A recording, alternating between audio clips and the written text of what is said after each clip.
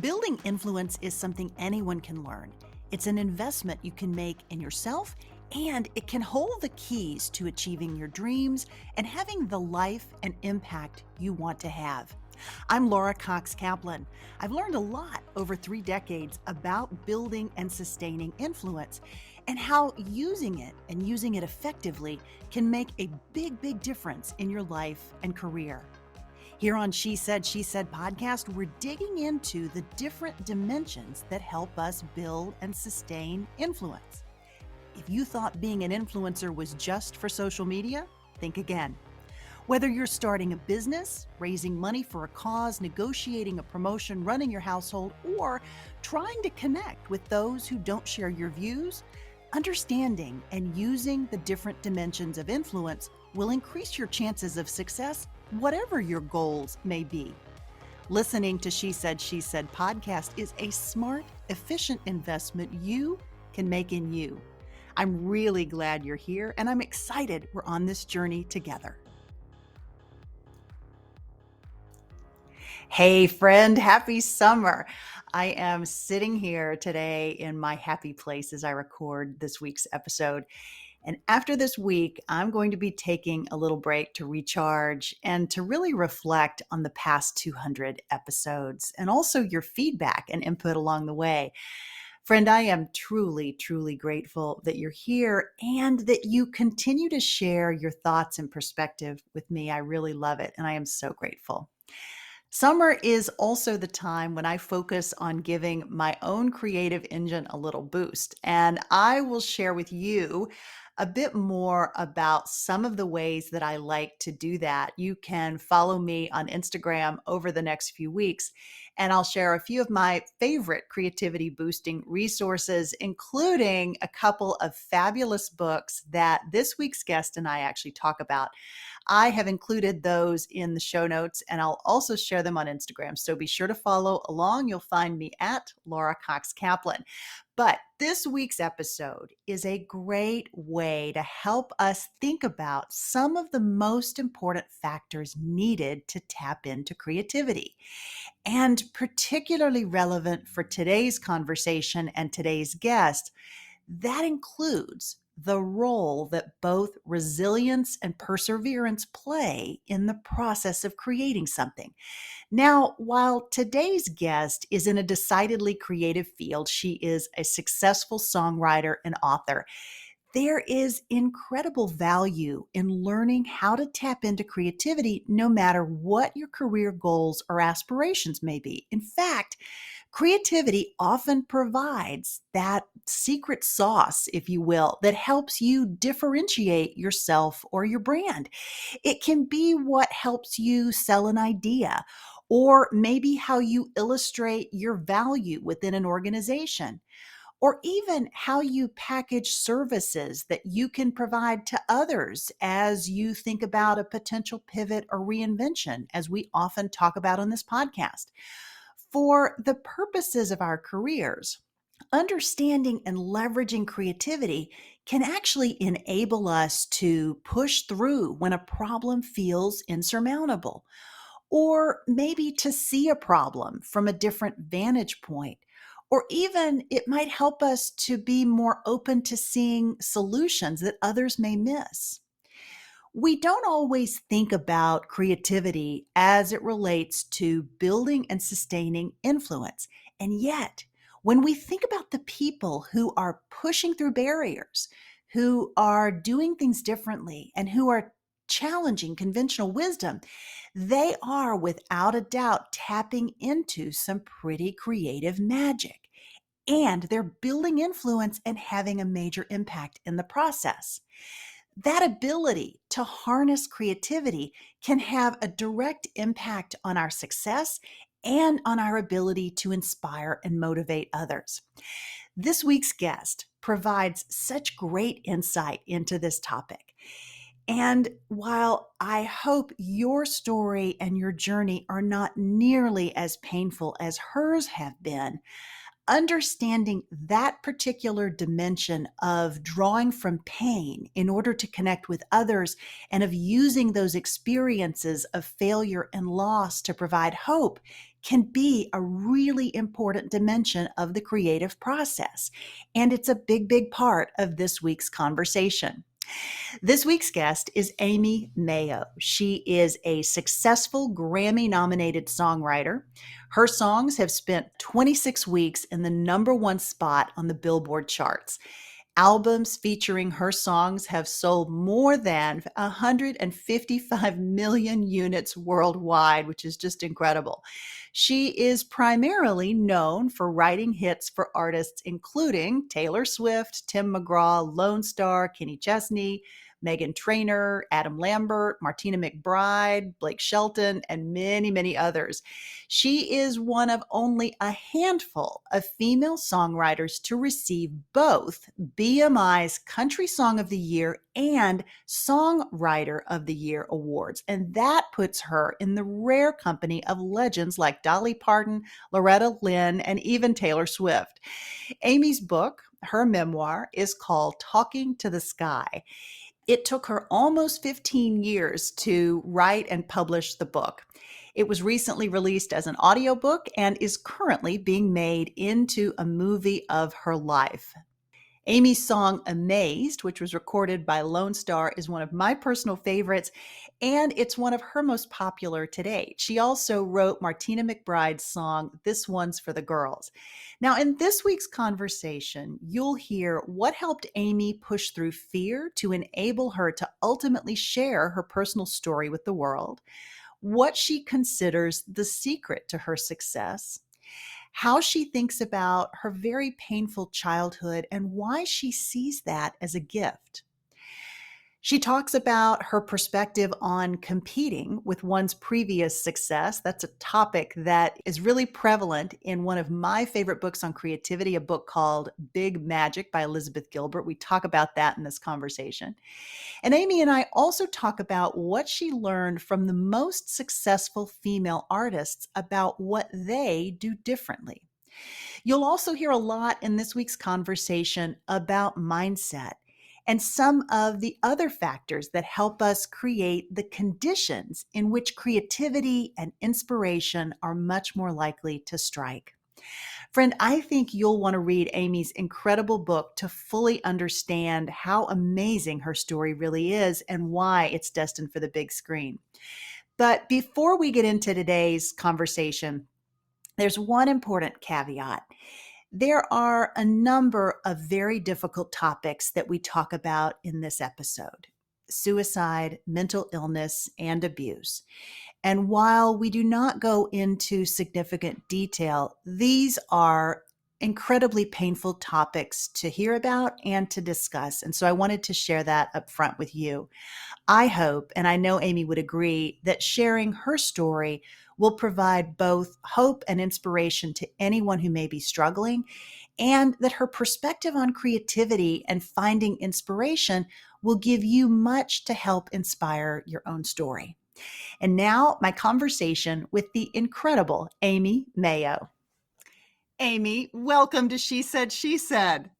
Thanks. I'm so glad to be here. Well, I'm so happy to have you.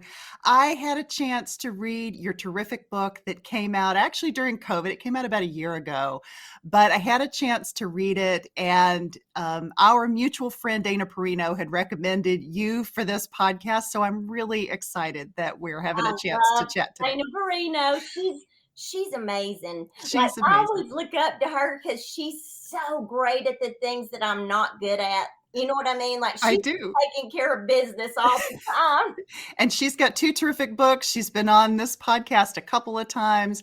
She's really terrific. But today I want to talk about you and your amazing story and your amazing success. You are a very successful songwriter in Nashville, Tennessee. To your credit, some of my favorite songs, Amazed, is right up there at the top. But I think chances are most people listening to this podcast probably don't know a lot of songwriters, if they know any, or really what it's like to be a songwriter. Maybe talk a little bit about how you got there, why, and when did you know that you first wanted to pursue songwriting? I knew like pretty young because like right after my parents got divorced, I went for a little while and my mom got remarried so fast. Like my mom, I didn't even understand they were divorced by the time she had to go to a different state because the divorce wasn't final. And so after that divorce, I didn't see my dad for months. And then the next time I saw him, we went to see the movie The Buddy Holly Story. And so they were writing songs in that movie, and I'd Mhm. never seen anybody write a song before. And then after we left, I told my dad, I was like, I know what I'm going to be when I grow up. And he was like, what? And I said, a songwriter. And he said, well, what makes you think you can do that? And I said, because I got a title. And so we ended up writing that title on the drive to my grandmother's house, like, because my title was If Only I Could Hold You Again, I'd Never Mhm. Let You Go. And then he said, I'd always let you know you had a friend if only I could hold you again. And then we sang it up to her, like up the mountain to her house. And then probably about 6 weeks later, he came back to, he was all over the place, but he Uh-huh. came back to Gadsden, and he had a little shoebox, and in it he had made these little 45 records of If Only I Could Hold You Again, and it said Aimee Mayo and Danny Mayo. And when I saw my name on that record, even though it wasn't really a record, it was a demo, but I thought it was a record. So when I saw my name on it, I was like, it kind of locked it in my heart. This is what I want to do for sure. And then Wow. when I'm listening to it and it's recorded, it was amazing. Yeah. I know your dad pursued songwriting as well, along with a lot of other careers. He Yeah. did a lot of things during the course of your childhood and your young adulthood. But was he already writing songs as well, or were you kind of the inspiration for him too? I definitely wasn't the inspiration for him writing songs. He like so when the year I was 8, my whole world changed, like, because he shot himself on Christmas Eve, and then But he thank survived, yeah, right? thankfully he made it, but he came pretty close to not making it. But after that, he before that he had been a gambling janitor when he worked. My mom did all the working. Like he usually, like he said he worked at this button factory, and she called in the middle of the night and they're like, we never heard of a Danny Mayo. Like, so he just like was gambling for a living. And so after he almost died, like then he just said, he told us at the dinner or at my grandmother's dining room table, he was like, I'm going to do something. I'm going after what I love. I'm going to do something in music and movies. And everybody just thought he was nuts because we're in this little town in Alabama. And he had been writing songs, but I'd never seen him write a song or heard any of his songs.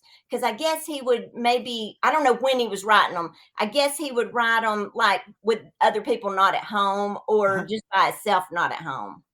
Yeah, but there was something in him. I mean, there was something that was sparking his own creativity. I mean, that's a big piece of what I want to talk to you about is about this idea of creativity, regardless of what career path you're pursuing. It's certainly critical in what you do, in writing and other sort of creative pursuits, but it's important regardless of what your career path ultimately is. I'd love for you to talk a bit about the creative process for you. How do you create the conditions to maybe call forth creativity? Do you just wait for it to come, or is there a process that you undergo? You're That just made me think about something I heard the other day, and it I won't remember the writer who said it, but it was somebody like Stephen King or somebody with crazy success. And somebody said, well, when does your inspiration come? And he said, well, I usually go out there about 10 in the morning. You know what I mean? And that's when, and just sit there and wait for something to happen. I think with a write, like especially with a writer, the thing is that self-doubt is off the charts with a, Mm, with any kind of writer, because that's a pursuit that you do alone. And I dealt with so much, it's weird, I dealt with more fear writing my book than I ever did writing songs. And I think because writing songs, I've got a co-writer, so I've got somebody kind of cheering me on, helping me figure it out. Like, and I never have enjoyed writing songs by myself. Like, I like to co-write. So, but I think no matter what creative pursuit you're in, it's always the self-doubt. You know what I mean? It's I do. always the self-doubt that, and it makes me wonder. I want to write a song about it sometime, but it makes me wonder about all the undiscovered things out there, the people who wrote books. I could cry thinking about it. The people who wrote books or wrote music and nobody ever heard it or read it. I mean, that Yeah. to me, that is more heartbreaking than failure. Yeah, and that fear that you oftentimes have that I think you're alluding to of not bringing it forth because you're too afraid of what people will think or how it will be judged or perceived, right? Exactly. How do you get past that, right? I mean, clearly this is something that resonates with you. It resonates with me too, and I know it probably resonates with everyone who's listening. But how do you get past that? Because you do that on a regular basis with your songs. You did that with your book. That's it takes a lot of courage to do that. It's weird because with the songwriting, I think I was so young when I started writing in general, and then when I moved to Nashville trying to be a songwriter, and everybody just thought I was delusional. There weren't there. I don't even know of another female songwriter when I got here that wasn't like Loretta Lynn or Dolly Parton or Mary Chapin Carpenter. They were writing for their records. They weren't Yeah. trying to be a songwriter for other people. So with that, like with the songwriting thing, I think I was so naive that it did the self doubt and fear, and I was so young that the self doubt and fear it didn't take the toll on me with that. Like because somebody asked me, like they said, this question stumped me, and it's rare for a question to stump me. But somebody asked me, "What do you wish you knew when you got to Nashville, like trying to be a songwriter?" And I thought and thought, I was like, I don't wish I knew anything because it would have made everything harder. But then what made me let go of my book finally, because it took like 13 years to write it and then like a year of editing. Yeah. But so what finally made me let go of that is I realized, and I get super emotional about this, but I realized that my kids had watched me write it their whole life. Mm. And that if I didn't let it go and I didn't put it out, the effect that would have on them, because I think that would make them maybe not go after their dreams. You know what I mean? Like because Yeah. they watched me just do this, and it took time away from them, and they just watched me do this for so long. And finally I just realized, like, even if it failed, that it would not be as painful as if I didn't let it go and put it out. Yeah, I love that. I absolutely love that. There was something that I wrote down as I was reading your book. Um, you say, I think it's in the author's note in the very beginning of the book. You say you're not sure why you wrote the book. And then as I was thinking about it, I wondered now that it's been about a year, right, since you've written the book and you've had a chance to reflect even more on the fact that now it's out there, right? The world has it, people have read it, you've gotten great feedback on the book. I'm curious as to whether the answer to that question about why you wrote the book has become more clear. Is it just about your kids, or have there been other things that have Oh, been that's revealed to such a you? good question. I've never really thought about it like that, but since I'm working on this screenplay, I have yesterday I went online because I'm trying to figure out what most people took from the book, you know what I Hmm. mean? And Hmm. like, so I went online because I want to stay true to the theme of what people, have said that they liked. And when I was reading the stuff, because I don't like to read reviews because you remember just the few bad ones, you know what I Right. mean? Yes, I do. They can be amazing, the other ones, but you're going to stick on a couple that get in your head. Mhm. But my 14-year-old daughter loves to check the reviews, and she comes and tells me every negative thing, Oh, lovely. negative thing that she ever sees. But yesterday when I was reading it, it was like I understood why I wrote it. Like when I was reading what other people said. And I love when like a mom or something tells me they read it and they related. and then they gave it to their sister, or they gave it to their daughters and their mom. Some families, the whole family, like the kids, the mother, the grandmother, that the sisters, like they all, like passed it around. And so like that really means a lot to me when like I realized I wrote it like for anybody that's like an underdog going after a dream that seems impossible, that Mhm. everybody just thinks they're crazy to even think about that. So I wrote it for like dreamers, and then I wrote it for anybody that's feeling suicidal and just hopeless, and then also for anybody in an abusive relationship, because that has like that really shaped me a lot too, about like I wanted to be a songwriter for so long, and I just had to keep going through one thing after the other. And then a little bit dealing with grief, like, but most of the people took stuff out about going after their dream and the Mhm. struggle and stuff like that. Mhm. Mhm. 'Cause we all relate to the struggle. Yeah, absolutely. As I was reading the book, I was thinking, and I wanted to make sure and ask you this question. There's a lot of pain in this story, which you have just alluded to. And there were parts, and I told you this before we hit record, that I cried and I wanted to rescue that little girl. It really broke my heart in places, as I'm sure it did, other people reading this. I wondered as I was reading it, how much do you think that pain was important in terms of how you bring that forth to the music that you're creating and the writing that you're doing? How important what was that pain? Does that make sense? Oh yeah, that makes perfect sense. Like the first thing I can't help but think about, like, because I couldn't even believe I did this. My very favorite line in the book.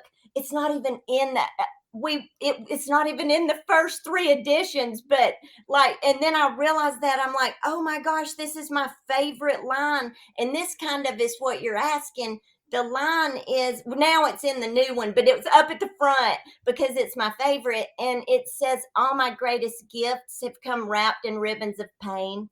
And Mm, like, so that, like, your pain is your gift. That's mm, your pain is how you help other people. So if somebody, just like if somebody had lost a parent or something, they're not going to listen to somebody telling them anything about losing a parent if that person hasn't, because it's like you're just not going to listen to somebody that's like been in an abusive relationship, like if you have and they're trying to tell you about it, like you're going to listen to the person who went through it and got out of it. You know what I mean? Like, mhm. and I really believe your pain is your gift. No matter what you've gone through, that's usually what you can use to help other people.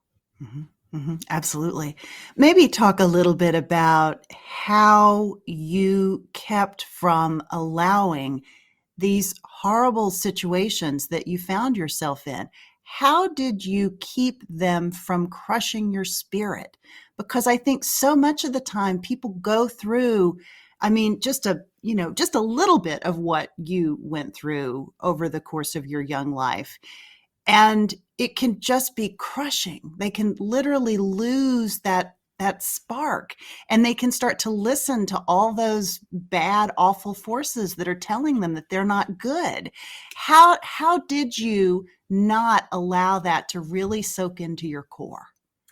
One thing is like when you're growing up, you just know your little world. You know what I mean? Like, so I didn't really know like how different some people were growing up than me.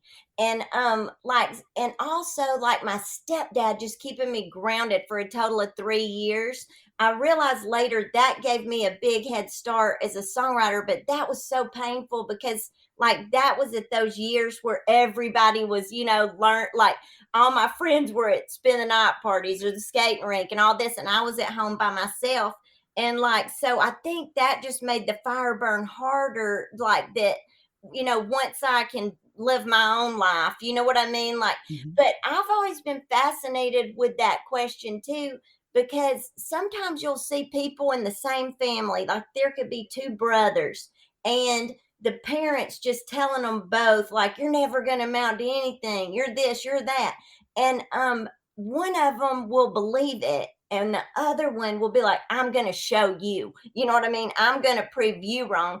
Meanwhile, the other one, it just shuts them down completely. And I don't know what that's about. Like, you know, that's a killer question because I just it made me more of a fighter. Mhm. Every single thing I went through made me more of a fighter. Whereas a lot of people, it might make them, just like hear those voices and nothing else and give up. That's so sad to me. I just wish that's one thing I wish I could inspire anybody to just shut those voices up. That because we're kind of programmed by our parents. They just are telling us all this stuff, you know what I mean? And Mhm. we're just soaking it all up. And a lot of times as we get older, our ideas of what we're capable of are what they told us.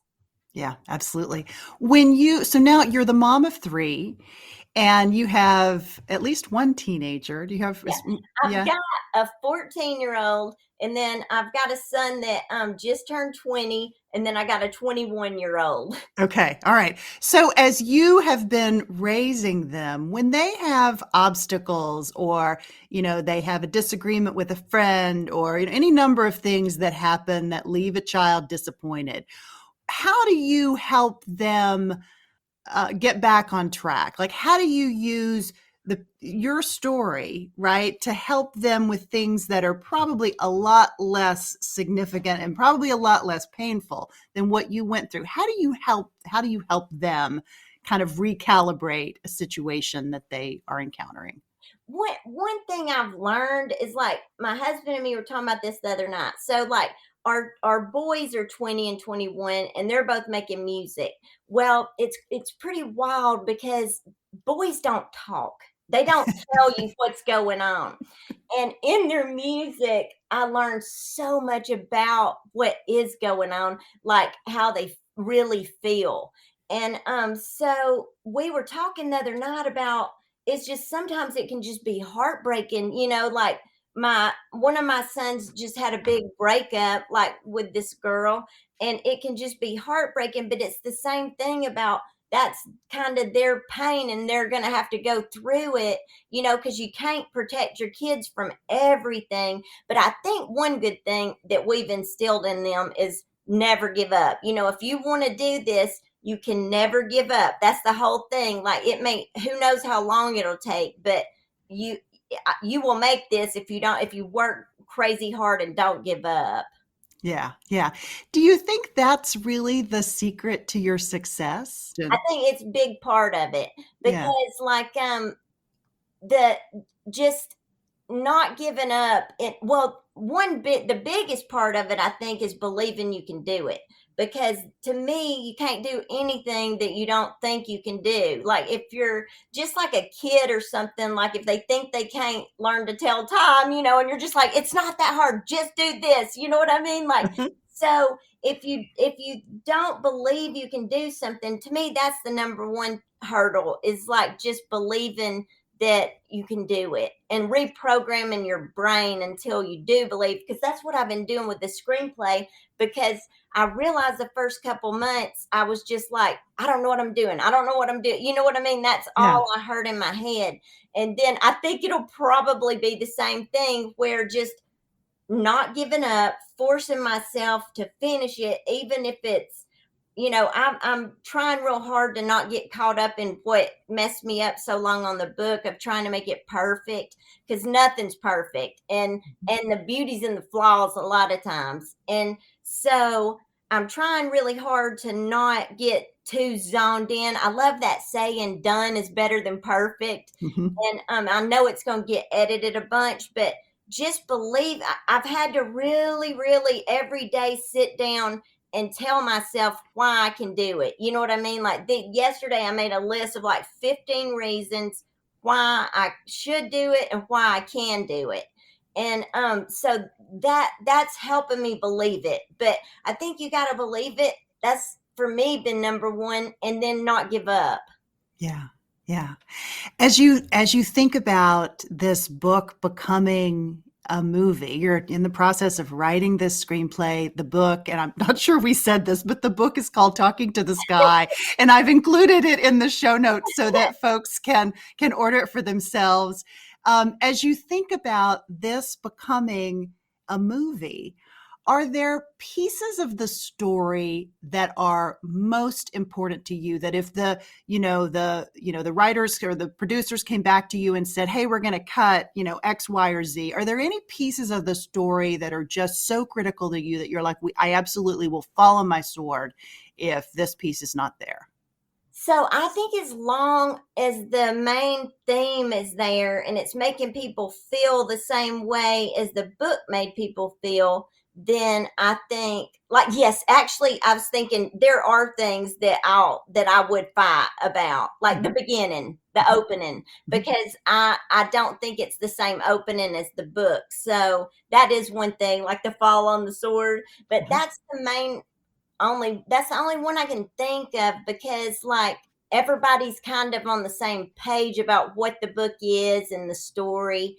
And like it just made me so happy that like Dennis Quaid's been in 100 movies, and he was like, he's like, I had a flash of myself at the Oscars with you with this movie, and I've never had that happen. And I've been in 100 movies, and I was just like, oh my gosh, like, but he has, That's amazing. yeah, it really blew me away. He's been such a great, like, just voice, like especially with trying to do this. I know you can do it. I know you can do it.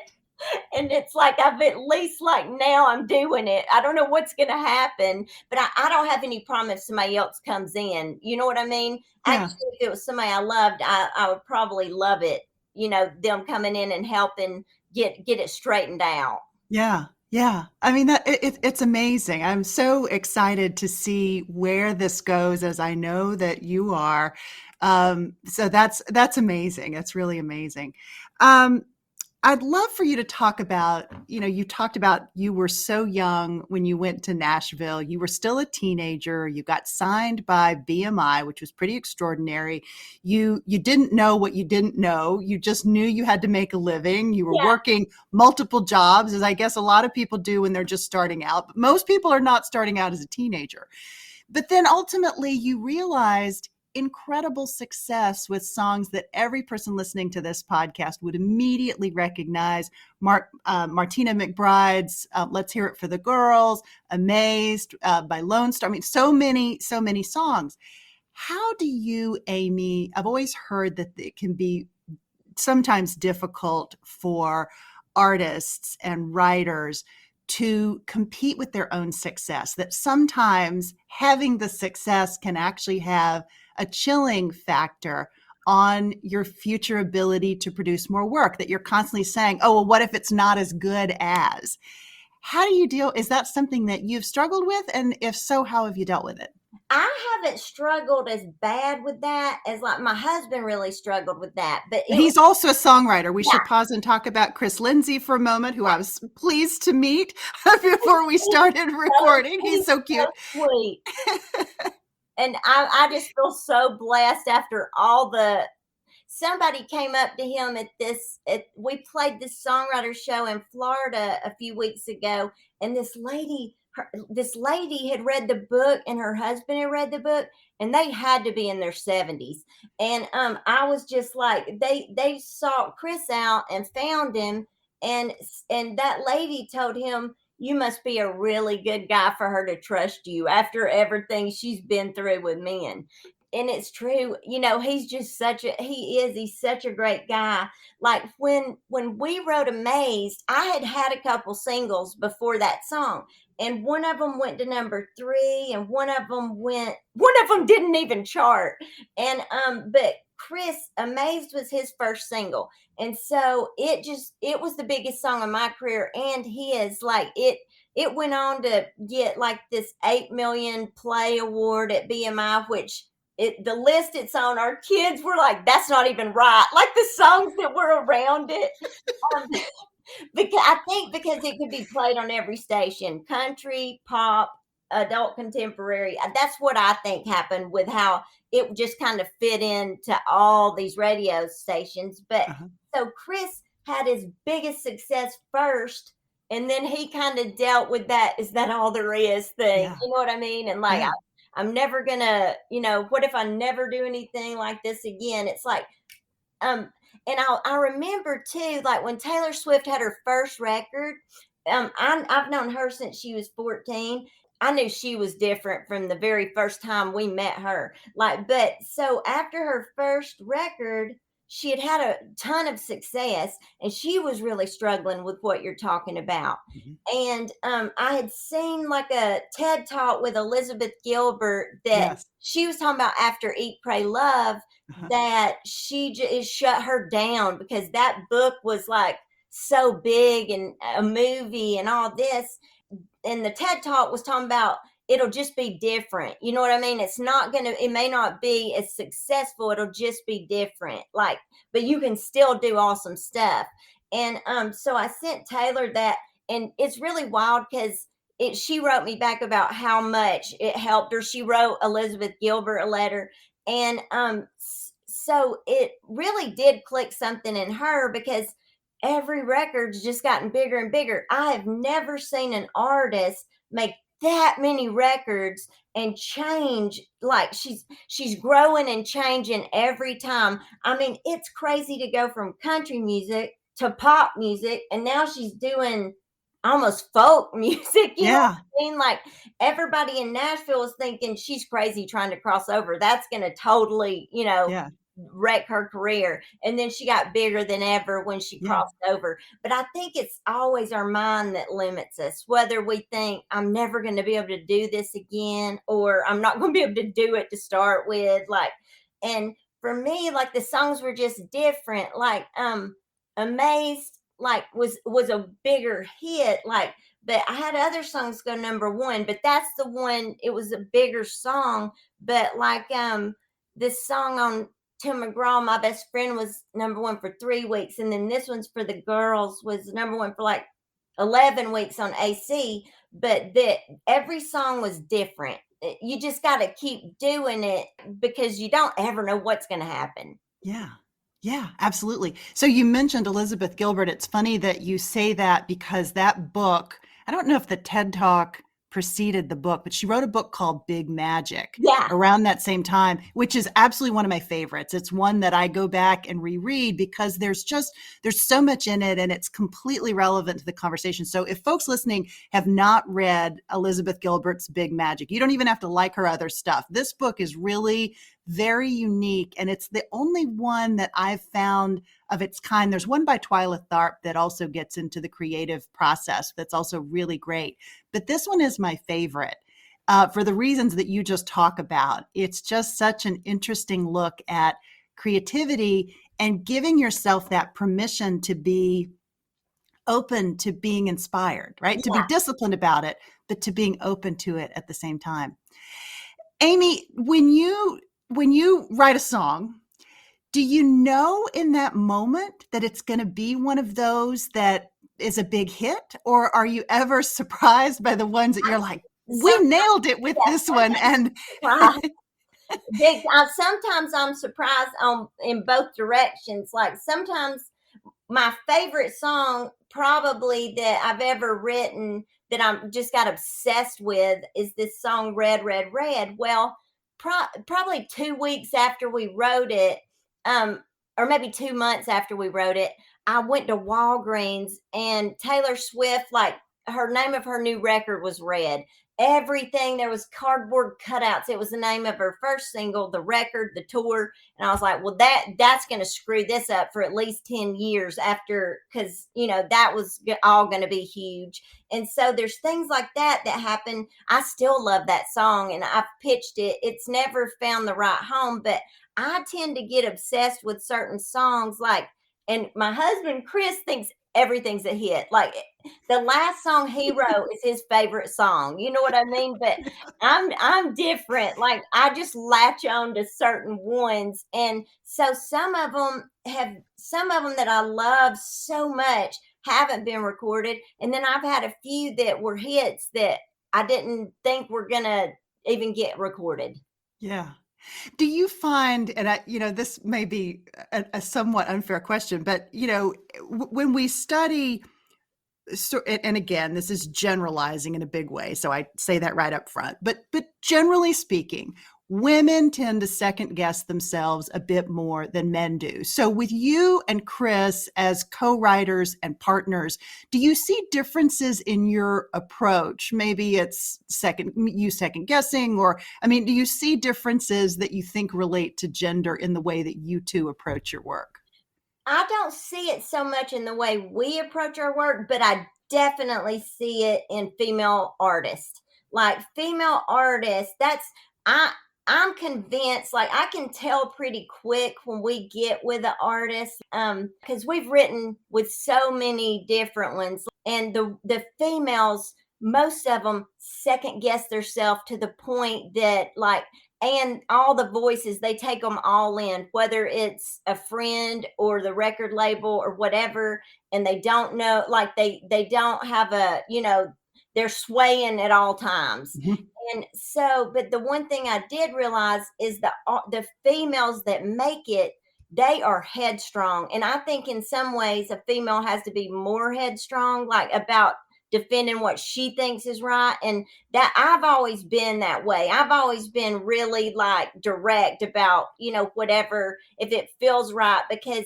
it's just, I don't know, that I can't be any Mhm. other way. Mhm. But so like the females that I know that have just cut straight through, they're all the same. Like Mhm. Taylor, Miranda, Casey Musgraves, Mara Morris, like all the recent ones, and Dolly and Loretta and all them for sure. But they know who they are, they know what they're trying to do, and they'll fight with the label. You know what I mean? They'll just, I've seen them fight like crazy with the record labels, because most of the record labels, if not all, are ran by men.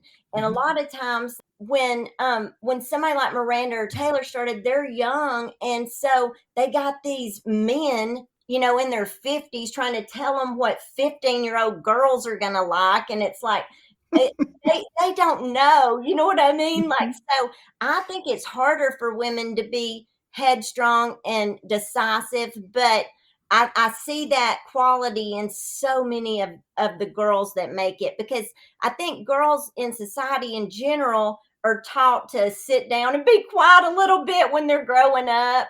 And there's so many things like that. Women are just treated different. Little girls are just treated different about what they think and what they want to do and all that. Like, and so it's the same as what we were talking about. Sometimes it makes you just have to fight harder about what you think, like, and I've learned the hard way too about giving in on things, and then on songs and stuff, giving in when I didn't really think that was right, and then you really hate it after, Right. you demo it and it's all screwed up and you paid a bunch of money to demo it. Yeah. Yeah.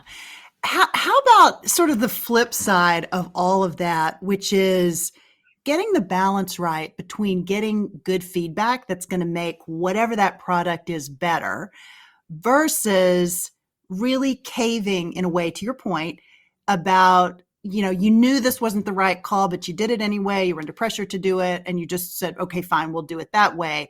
But how do you get that balance right? How do you know when you sort of what feedback to listen to and that kind of thing? I think for me, I just go in my gut instinct. And like in some ways, it's been a good example is, and this has been a real hard thing trying to figure out, but like I've had a few publishers come up and want to meet, and we have met, and they're wanting like to do the book and publish the book. But the weird thing is every one of them wants to me to take it off of Amazon and quit selling it, for one of them for over a year. And it's like, it took me almost 15 years to get this book out, and my heart and soul will not let me take it off of there, and the audio book and everything, like just to bring it all down so they can do what, I'm not even sure what they do. What I'm hoping is the movie will come out, and then the book will, I can just get somebody to leave the book up and Mhm. not try to mess with it. But so that was a really hard decision where I had to follow my gut, because I get on there and I see these memoirs and stuff that, they have so many, like, they have so much promotion, and they have so many like reviews and sales and everything, and it's like just kills me, mainly too because my book's not in the bookstore. But that decision, I'm just having to stand by it because it feels like it's the right one. I don't know, Yeah. like, I'm just really going my gut on that. And I've learned that big time too with writing the book, because the I had so many different like editors and stuff I found online, and they just were changing stuff, and I hated it every time. I just would go straight through ripping out, because it's a memoir. They don't even know the people, so that made it even Right. more confusing. And then finally, I never liked any of it. And then I met this editor that he's married to a famous author. He's married to Augustine Burroughs that did Running with Scissors and Oh, a bunch of sure. other books. But his name's Christopher. And so Christopher Shellen. And so he helped me so much. He read the book, and he just gave me 4 pages of notes. He didn't go in there and mess with anything. He just told me what didn't come across right, what he didn't understand, what I needed to talk more about, stuff like Mhm. that. Mhm. And the biggest thing he told me, I told him a little bit of stuff some of these people online had said, and he's like, no, no, no, no, no. He's like, follow your gut instinct. Follow, like, you've got to do that. That's the biggest thing here.